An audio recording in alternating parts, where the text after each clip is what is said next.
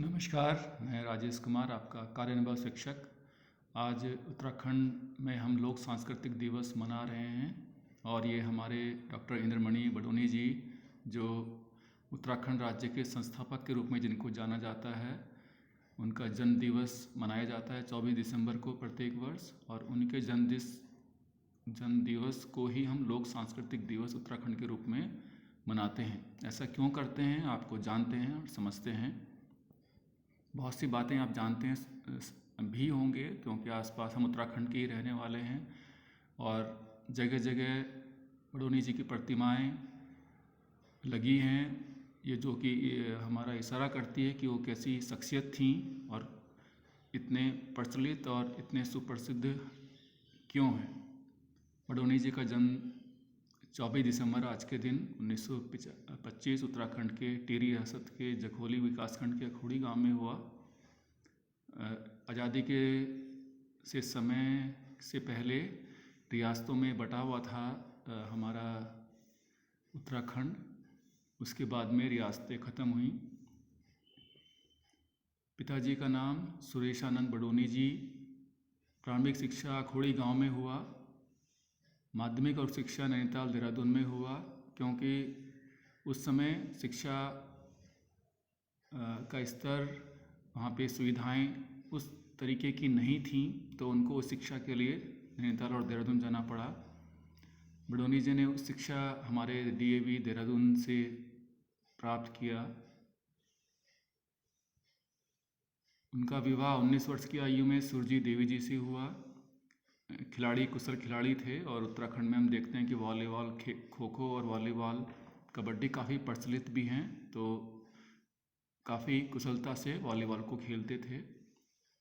उनका जो जीवन परिवर्तन हुआ वो गांधी जी की शिष्या मीराबेन थी, जो एक ब्रिटिश महिला थी और गांधी जी के साथ रहकर उन्होंने आज़ादी की मुहिम में अपना सहयोग दिया और फिर यहीं की होकर वो रह गईं।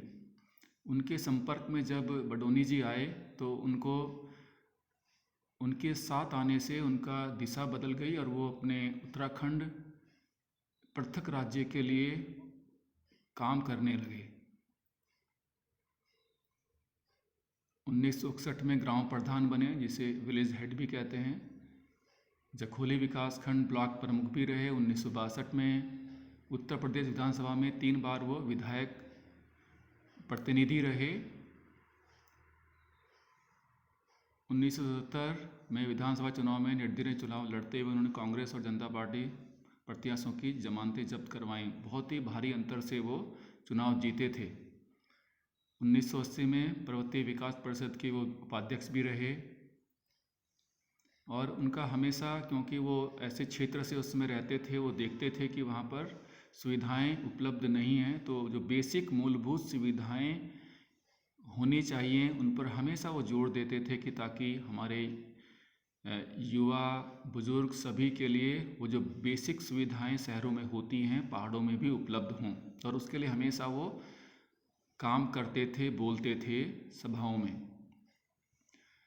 पहाड़ी संस्कृति से उनको विशेष लगाव था और वो जानते थे कि इसी जो हमारी सांस्कृतिक पहचान है उत्तराखंड की, वो हमें और सब प्रदेशों से अलग पहचान दिलाने के लिए ज़रूरी हैं। वो परंपराएं वो सब बनी रहें और युवाओं तक भी पहुँचें।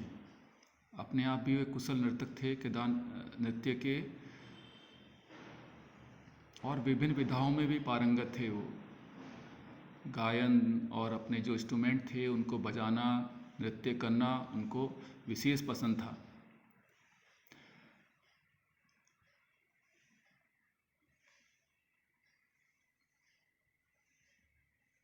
और मलेथा की कुल और वीर माधो सिंह भंडारी की लोक गाथाओं का मंचन उन्होंने दिल्ली और मुंबई तक किया। यहाँ की लोक परंपराओं को और यहाँ की जो विभिन्न विधाएं थीं उनको पहुँचाने के लिए काम किया।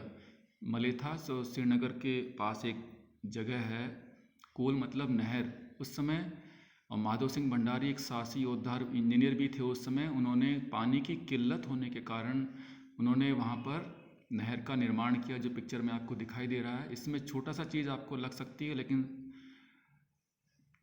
350-400 साल पहले आप कल्पना कर सकते हैं कि कैसे ये बनाया गया होगा। तो उनकी जो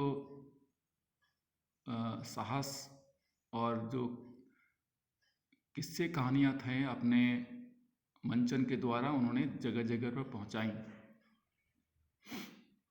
माधव सिंह भंडारी जी के बारे में कभी और चर्चा करेंगे, क्योंकि अपने आप में एक बहुत ही साहसी योद्धा और तकनीकी कुशल व्यक्ति थे माधव सिंह भंडारी जी।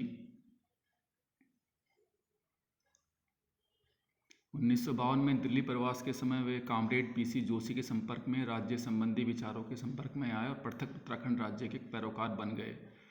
आज़ादी के बाद की बातें हैं। उनके बाद उन्होंने अपने उत्तराखंड, जो उत्तर प्रदेश का ही एक हिस्सा था, क्योंकि बहुत बड़ा राज्य था उत्तराखंड और उत्तर प्रदेश, और उसमें ताकि विकास हो सके सही से, इसलिए वो चाहते थे कि पर्वतीय राज्य अलग से बनना चाहिए, और उसके लिए उन्होंने काम करना आरंभ किया। 1970 में बडोनी जी के नेतृत्व उत्तराखंड राज्य परिषद का गठन हुआ। 79 में उत्तराखंड क्रांति दल का गठन के सदस्य रहे वो, और भी सदस्य थे जिन्होंने उत्तराखंड क्रांति दल का गठन किया, और वो भी उसके संस्थापक सदस्यों में से एक थे। वन अधिनियम के विरोध में उन्होंने आंदोलन का नेतृत्व किया और पेड़ों के कारण रुके विकास कार्यों में खुद पेड़ काटकर हरी झंडी दी। ये आपको विरोधाभासी लग सकता है कि पेड़ को क्यों काटा गया, जबकि चिपको आंदोलन का एक प्रसंग हम लोगों के सामने आता है।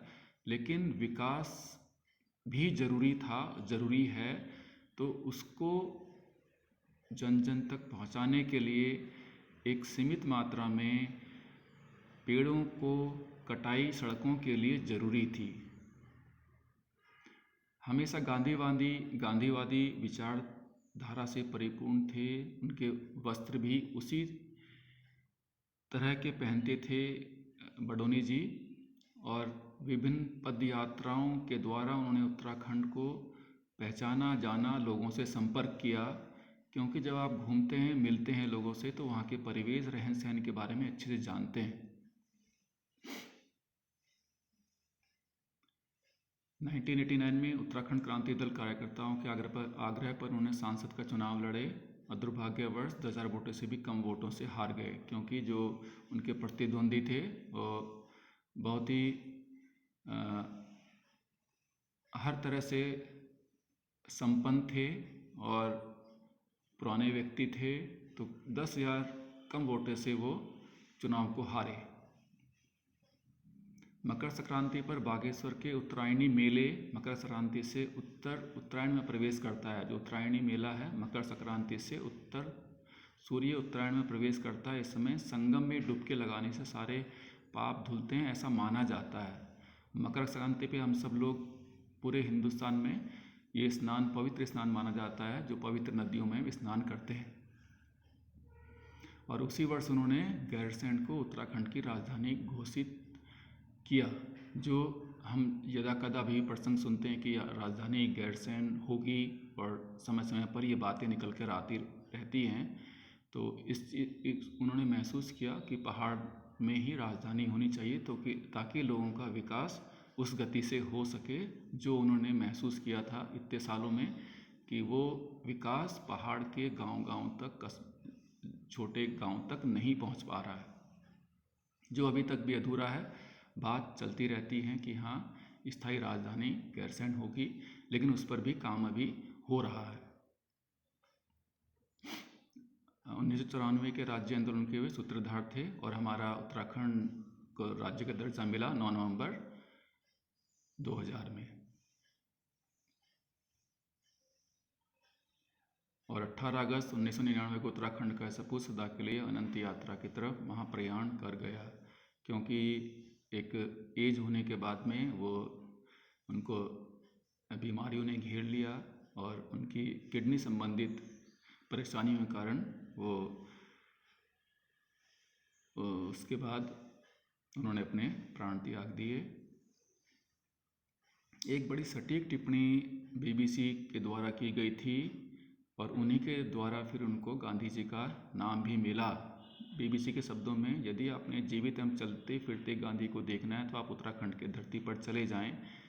वहाँ गांधी जी आज भी अपनी उस अहिंसक अंदाज में विराट जन आंदोलन का नेतृत्व कर रहे हैं। तो आप समझ सकते हैं कि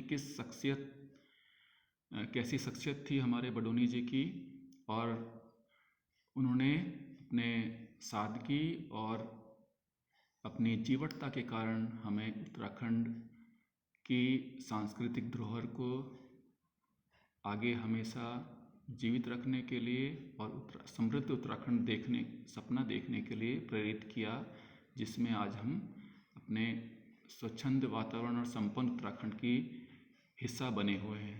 धन्यवाद।